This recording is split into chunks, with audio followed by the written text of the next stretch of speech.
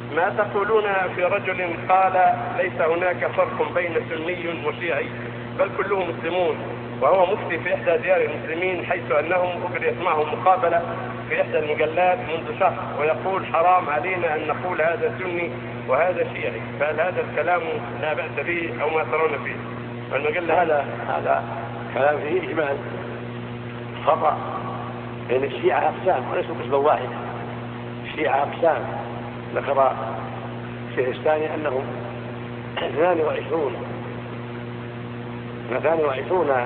فرقة، هم يختلفون، فيهم من بدعته تكفره وفيهم من بدعته لا تكفره، مع أنهم بالجملة مبتدعون. الشيعة بالجملة مبتدعون، وأدناهم من فضل عليا على الصديق وعمر، قد أخطأ وخالف الصحابة، ولكن أخطرهم الرافضة أصحاب الخميني، هؤلاء أخطرهم. وهكذا النصيرية أصحاب حافظ الأسد والجماعة في سوريا، والباطنية الذين في سوريا، والباطنية الذين في إيران، والباطنية في الهند هم الإسماعيلية. هذه الطوائف الثلاث هم أشدهم وأخطرهم، هم كفر، هؤلاء كفر، لأنهم والعياذ بالله يضمرون الشر للمسلمين، ويرون المسلمين أخطر عليهم من الكفرة، ويبغضون المسلمين أكثر من بغضهم الكفرة، ويرون على السنة حل لهم دماءهم وأموالهم، وإن جاملوا في بعض المواضع التي يجاملون فيها، ويرون أن أئمتهم يعلمون الغيب ويعلمون أنهم معصومون ويعبدون من دون الله في الاستغاثة والذبح لهم والنذر لهم. هذه حالهم مع أئمتهم الرافضة الذين هم الطائفة الزاعفية، ويقال لهم الجعفرية، ويقال لهم الآن الخمينية الذين يدعون إلى الباطل الآن، هم من شر الطوائف. وهكذا طائفة النصيرية من شر الطوائف، هكذا طائفة الإسماعيلية، هؤلاء باطنية في الباطل، يرون إمامة الصديق وعمر وعثمان يرونها باطل، ويرون الصحابة كفار ارتدوا عن الإسلام، إلا نفرا قليلا منهم كعلي والحسن والحسين وعمار بن ياسر واثنين وثلاثة أو 4 من بقية الذين يرون أنهم يوالون عليه فقط.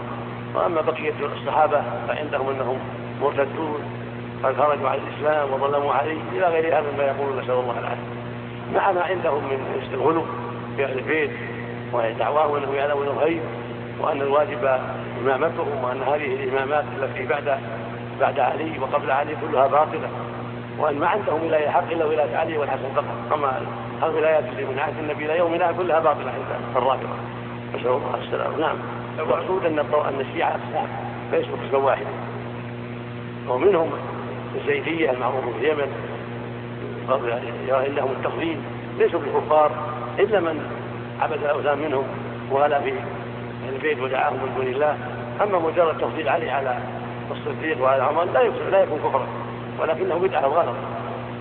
الواجب تفضيل الصديق ثم عمر ثم عثمان على علي، علي هو الرابع والأفضل، هذا هو الحق الذي يجمع عليه الصحابة رضي الله عنهم وأرضاهم. فالذي يفضل عليه يكون أخطأ ولا يكون كافرا، وإنما الكفار منهم الرافضة والنصيرية والإسماعيلية الذين يغلون في أهل البيت ويعبدونهم من دون الله، ويرون أن عبادتهم جائزة، وأنهم أئمتهم يعلمون الغيب إلى غير هذا ما يقولون، نسأل الله السلامة.